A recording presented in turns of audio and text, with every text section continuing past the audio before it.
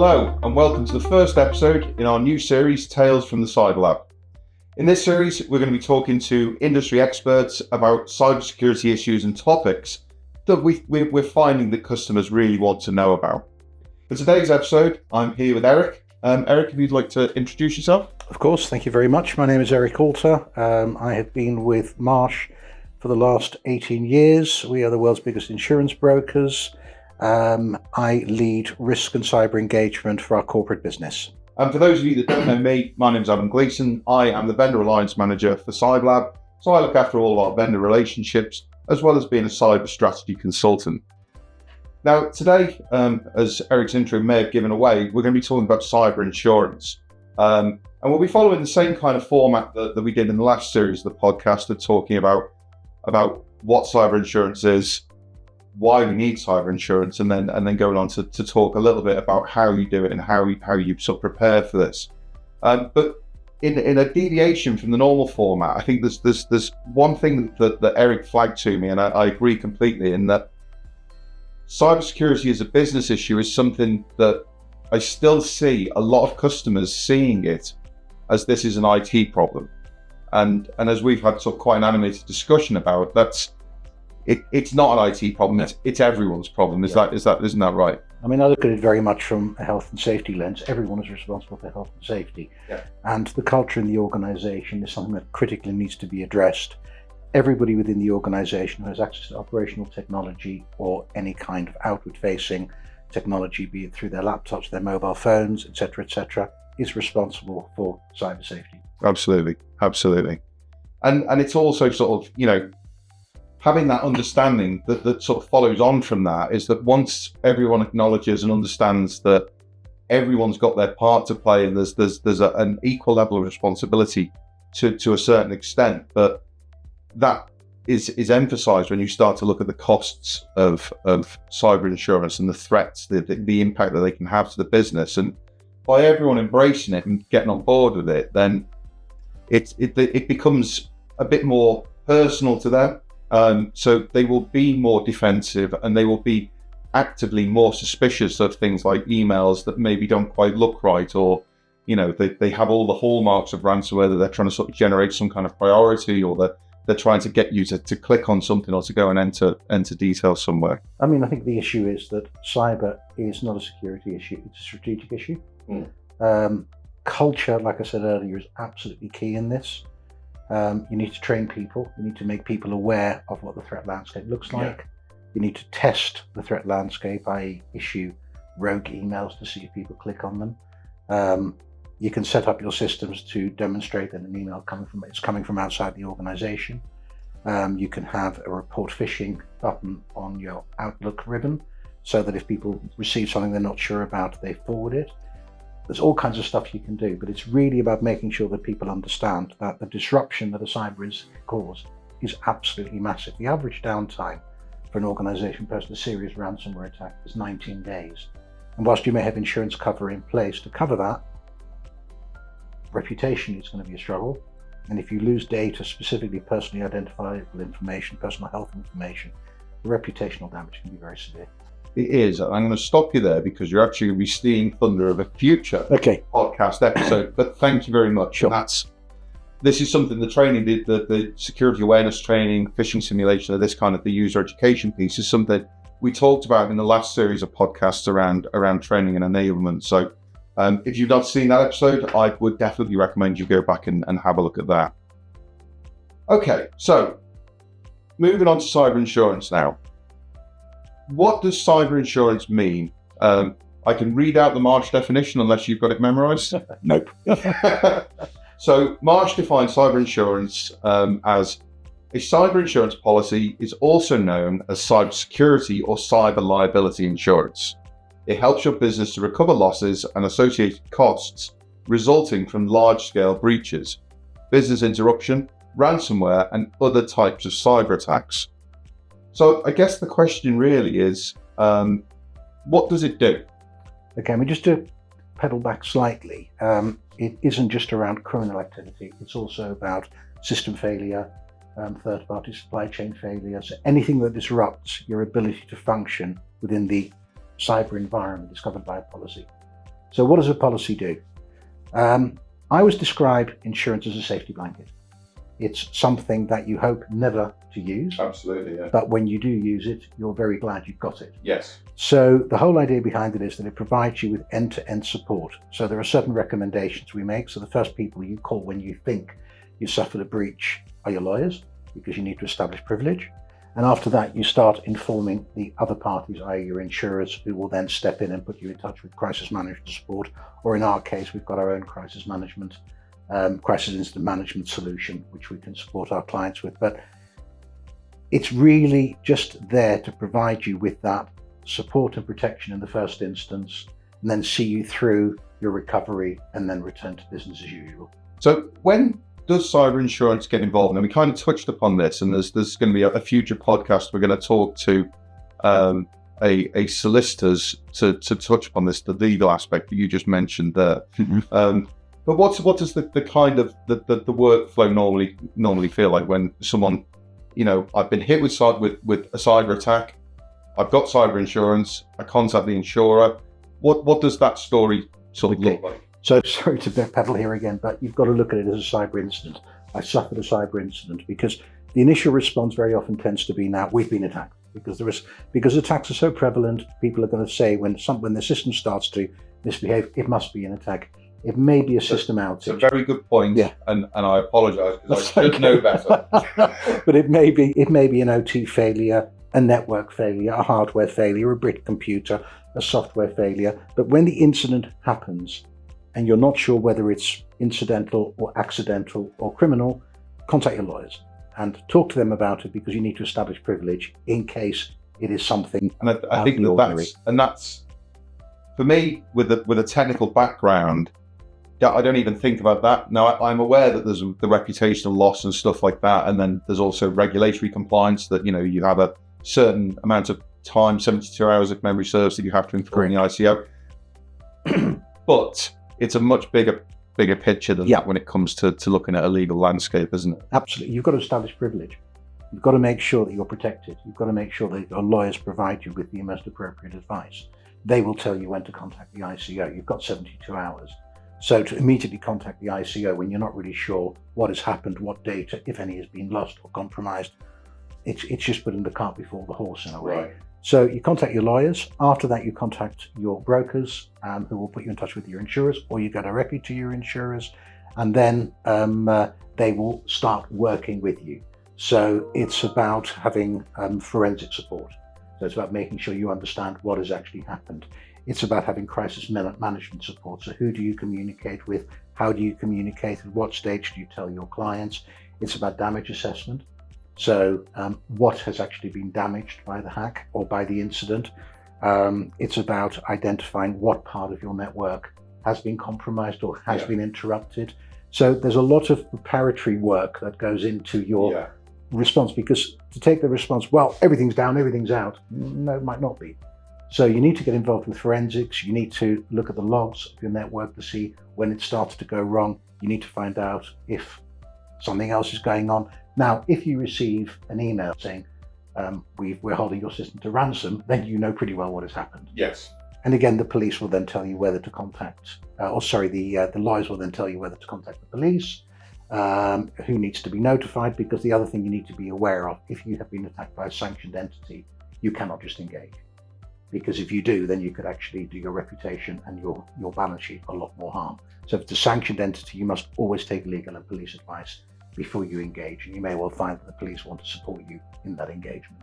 And I think just to go back and touch upon your correction of me saying a cyber attack when what I actually meant to say was a cyber incident, because a cyber incident, as you alluded to, there were lots and lots of different things, and that the insurance is there to help with all of those things as well. Absolutely. Especially with data breaches in particular. Yeah. That's where you need that legal support and what have you to make sure that you understand where you stand.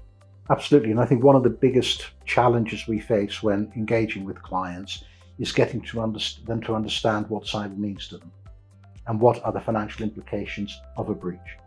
So we come across some organizations who aren't that worried if they suffer a breach because their data is encrypted or it's protected or it's not that relevant or of any value. You get some organizations where data is everything. So in an organization such as that, their inability to transact for a prolonged period of time can have a significant impact. And if you're in a highly competitive environment such as logistics, there was a case before Christmas where a very well-known logistics firm, who I won't mention for obvious reasons, were hit by a ransomware attack, and they weren't able to recover. So a significant number of people lost their jobs, and the business had to fold because the competitive environment was such, and the margins they were making were so tight. At the moment, they lost their ability to trade. The competitors came in and took over because people still needed their goods and services delivered. It's quite terrifying when you start to look at it in those kinds of terms, and that's for environments or for customers who operate in those kinds of verticals. Then this stuff is really important to them, and that's and hopefully you're watching and you'll get something out of this. Cyber insurance has been around for quite a while, but I think the scope of it, I originally said that it was quite easy to get, and which you corrected me on, and the cost of cyber insurance has increased over the years. But I think, as well as the scope of what the cyber insurance needs to cover increasing, it's also the fact that obviously ransomware is becoming ever more prevalent as it has been over the last 5 or 6 years. And that's when people or customers talk about cyber insurance, the thing that is typically first and foremost in their mind is, what if we get hit with ransomware? Yeah. I mean, ransomware is not the biggest threat. Data exfiltration is the biggest threat.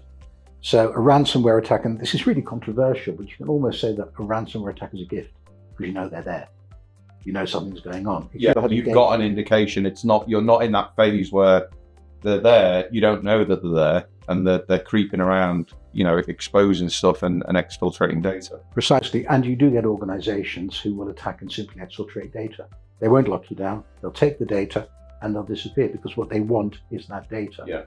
With a ransomware attack, there are potentially 2 demands. 1, do you want your data back? 2, if you don't give us what we want, we're going to release your data onto the dark web and expose you to additional problems. So, and a ransomware attack isn't instant, isn't a case of, right, we're going to come in, we're going to hold them to ransom, and that is it. There are stages in a ransomware attack. Yeah, it never ceases to amaze me just how much this stuff is run like a business now. It's all completely illegal, and I remember that in one of the previous podcasts I talked about, I saw a support thread that was taken off the dark web of people who were offering ransomware as a service, and it was a support ticket for a customer. All completely illegal, but it was exactly the kind of dialogue that they weren't being flippant or rude or abrupt with the customer. They were being very friendly and supportive. And we had a great example of, we've had a great example of an organization that were hit by a ransomware attack, made the payment, got the unencryption key, but weren't sure how to deal with it and were struggling. So they phoned the help desk back. And a very nice gentleman apologized profusely for the problems they were having and asked if they could come onto the network and he would help them unencrypt. And when they said, why would you do that? Well, otherwise our reputation will suffer and people won't pay the ransom. There is one quite well-known ransomware organization that once they've been paid, will send you an email showing you how they got in. And I read about that. Yeah. Yes, I read about that. It's quite a remarkable world. And you're absolutely right. They've got a CEO, a CFO, a chief technology officer, an R&D department, and a help desk. And the R&D department will see if they can find different ways and different mechanisms to access or lock down your network. And the help desk will provide the support once the R&D department has succeeded. Now, you touched upon this earlier, and that is around that the insurance is there to prepare for the worst. It's not something that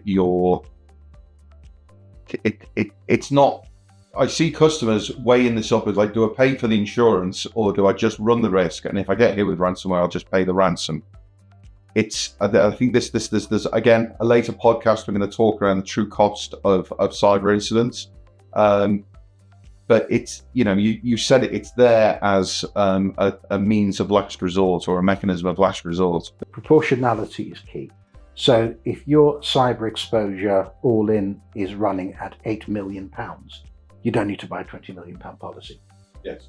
And if you are turning over 5 billion a year, buying a 5 million policy would seem a little daft because it's hardly going to touch the size. You've got to make sure that what you need to understand what your exposure is, what the associated costs are, and then you need to marry that up with the limit that you're prepared to buy, how much you're prepared to pay for it, how much you're prepared to invest in cybersecurity services to make sure that your network is protected.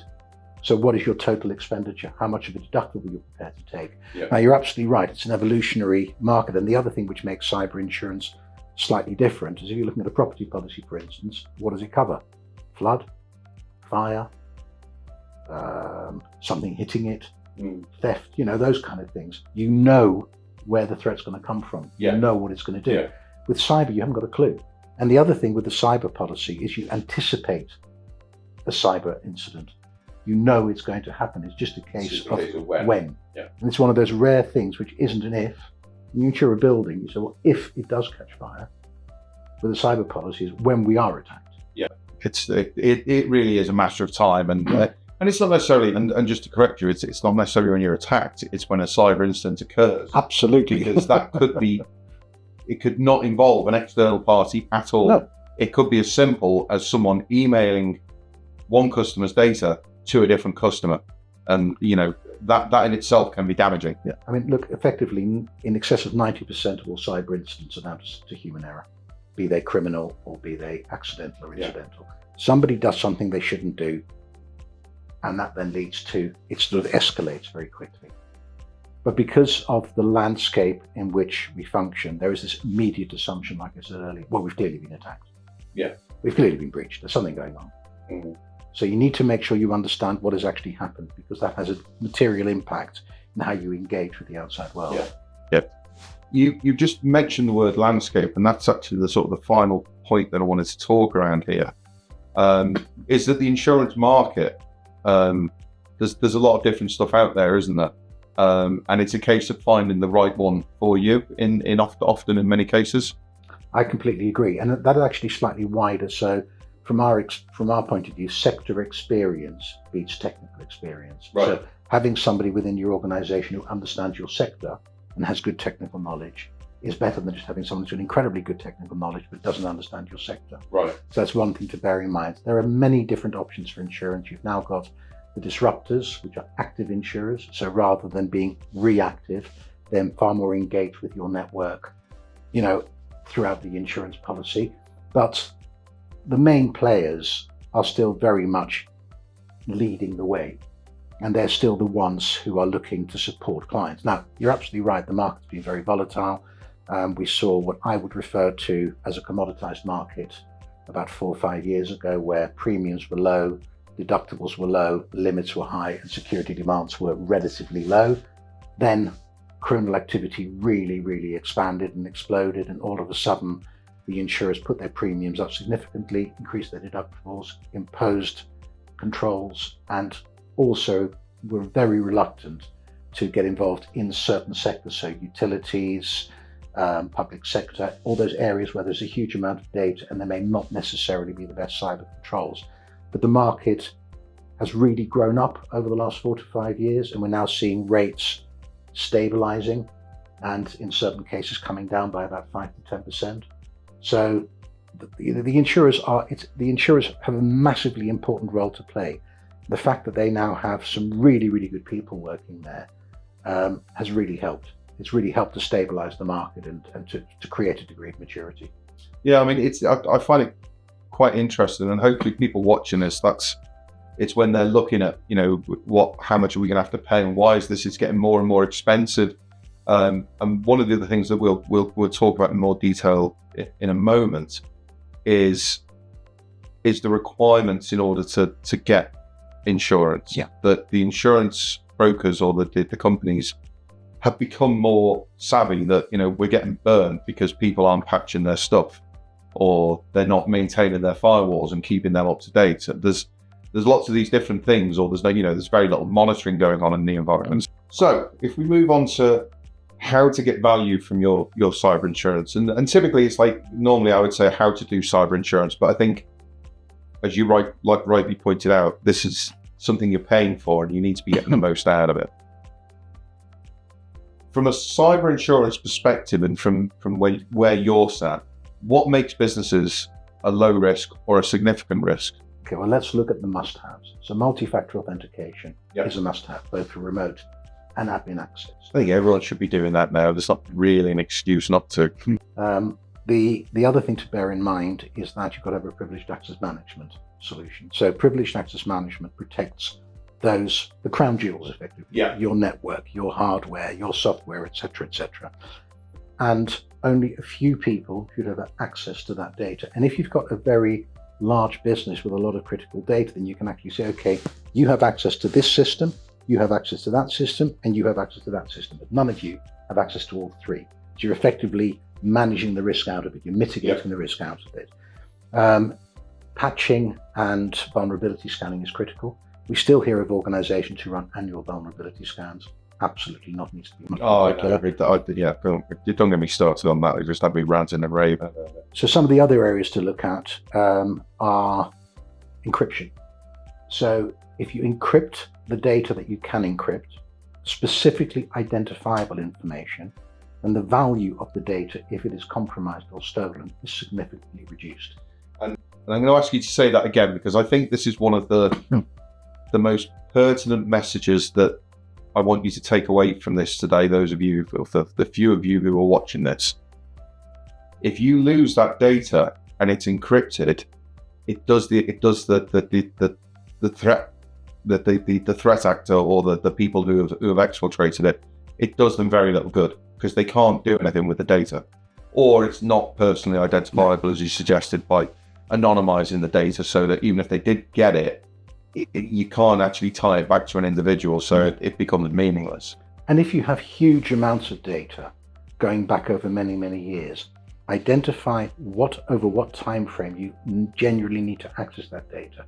So if you've got 10 million records and 8 million of those are more than 5 years old, and you only need to access those irregularly, take those 8 million, archive them, take them off the network, put them somewhere, and if you do need to access them, you take the archive out, you plug a laptop into it, you get the data, and then you work with it. But it just removes the size of the estate, the size of the price. You cut down the attack surface, really. Precisely. Another big problem is end-of-life systems. So a lot of organizations are still running end-of-life technology. If that end-of-life technology is internet-facing, it should be replaced. If it is not internet-facing, it should be segmented from the network and have an additional security around it. If there is no support available, but it is critical to your infrastructure, and replacing it either isn't practical or isn't possible or is financially too restrictive, then make sure that you put additional protection around it, because a non-supported system is an easier way in. I'm still coming across Windows 7. That occasionally I see Windows XP and Server 2003 and stuff like that. And there's no restrictions or controls on them. Some of them are even, you could open Internet Explorer and browse the web on it. And people maybe don't realize just how vulnerable these operating systems are. Yeah. They're the sorts of things that an attacker, there's so many exploits available for them now because of different flaws that have been discovered, that it will take an attacker seconds to be able to exert system level control, access any cached passwords that may be on there. Even if they're encrypted, they're fairly easy to decrypt nowadays. Oh yeah. It's a very easy way to lose a huge segment of your network very, very quickly. Yeah. And there's some simple things you can do. You need to have proper logging and monitoring. But one of the other things you can do is monitor your outbound traffic patterns. If you start to see your outbound traffic patterns spiking, then there is a significant chance that somebody is on your network and is exfiltrating data. You need to make sure that you've got endpoint detection and response on everything connected to the network. And again, people think, well, an endpoint is a laptop. Well, it's also a printer or a photocopier or a mobile phone or a tablet. Anything that's connected to your network is an endpoint. You need to manage your remote desktop environment. You need to have email and web filters in place so that you can't look at certain sites. It picks up rogue sites. It scans emails before delivery to the end user. And some people say it takes too long. It takes milliseconds. So this is what, we're sort of talking around instant response now. Yeah. This is something that I've talked about before. And I talk to customers about it, that, it's good if you have an instant response plan. It's better if you have actually practiced it. It's best if you do that regularly. Absolutely. And please do not just have your incident response plan on your now encrypted network. Yes, I've heard of that happening a couple of times. And also, once you think something has gone wrong, do not communicate via email on your network, because at this stage, the attackers are reading your emails. So we use something called the Cygnus platform, which is an offline communications and storage system. But where that isn't available, or where a client doesn't have that, the easiest thing to do is to set up a closed user group on WhatsApp and communicate that way. But that again, and it comes back to this investment, whether it's the investment in cybersecurity technologies, or whether it's the investment in manpower or man hours to implement these things, or indeed the investment in man hours to develop a robust cyber incident response plan, that you have something that people are well trained on, and it's something that's familiar, everyone knows where it is. And what it is. So you must have, you must know what all your hardware is. You must know what all your software is, because in some cases there can actually be damage to the system. So you need to know as quickly as possible what you need to replace. And business interruption cover tends to be very sensible there, because you are allowed to spend a pound and a penny if it saves money on a pound by pound basis. So, if buying a piece of kit would normally cost £1,000 and it's going to take 3 months to get it, but for £1,100 you can get it within 2 weeks, it reduces the insurer's exposure, and they will then, with discussion, agree to that. But the critical thing is that you understand exactly what you are getting from your cyber policy, and that it's not one of those policies you say, well, I've got the policy documentation, we've got it in one of our repositories, Marsh have got it in one of their repositories, and we'll just take it from there. You've got to understand, and this is where the exercising again becomes so important, you've got to know how to respond, because people do panic. And the one thing that organizations must bear in mind, in 99.99% of cases, the attack isn't personal. They just want money. Exactly, it's business. Business is business. If you've got a political activist, if you've got an anonymous coming after you, where there is a political reason why they're doing what they're doing, that's slightly different. But in the vast majority of cases, criminals just want money, and they really don't care what you do or who you are. Absolutely. As we've seen with the current hack, where the criminals are asking for £40 million to release patient data. Morally reprehensible. They don't think about it like that. We just want 40 million. Another tidbit that we sort of, I mentioned before, a lot of organizations see expenditure on cybersecurity as almost not lost money, but there's no tangible ROI on it. So it's, but as we've sort of talked about, it's an investment. By doing this, you're making the likelihood of an attack less likely, but so you're reducing the likelihood, but by making sure that you're coordinated and you're planned, you're prepared for it, it's going to lessen the impact of such an attack as well. But in the vast majority of cases, you can look at any kind of insurance policy like that. Oh yeah. Okay, you've got your legal classes, employer liability, in some cases public liability, fleet. But apart from that, nobody says you must insure your building. No. Or you must insure your directors and officers. It's all about, you have the choice to buy insurance, and it's the kind of thing that, yes, at a certain stage you do resent paying money and not getting anything back. Well, you do get something back, because what you're getting back is peace of mind. Yeah. The ability to sleep at night and the knowledge that if the flag goes up, there are people there to help you and there is money there to reinstate you. I had a claim. I very cleverly managed to flood one of our bedrooms by putting something in the loft, and my insurer were absolutely brilliant, and absolutely superb. So therefore I got real value for that policy. So all the money I'd spent in the years running up to that one claim, I didn't think, oh, that was a waste of money. No, am I glad I paid that? They were there, and that's what insurance is there for. And it is absolutely about investment. You are protecting, especially with cyber and IT, you are protecting everything that allows you to run your business. It's been really good. It's been an absolute pleasure. Thank you very much for your time. Thank you for the opportunity. One thing before we go, if you're interested in talking more about any of the points that we've raised here, probably my recommendation would be to start off with one of our posture assessments. That will cover off and advise you around most of the key areas that are going to help you to be more insurable and to help to understand and get the most out of your cyber insurance, as well as being prepared against cyber incidents. Thank you all. I hope you've enjoyed watching this, and I'll see you next time. Stay secure.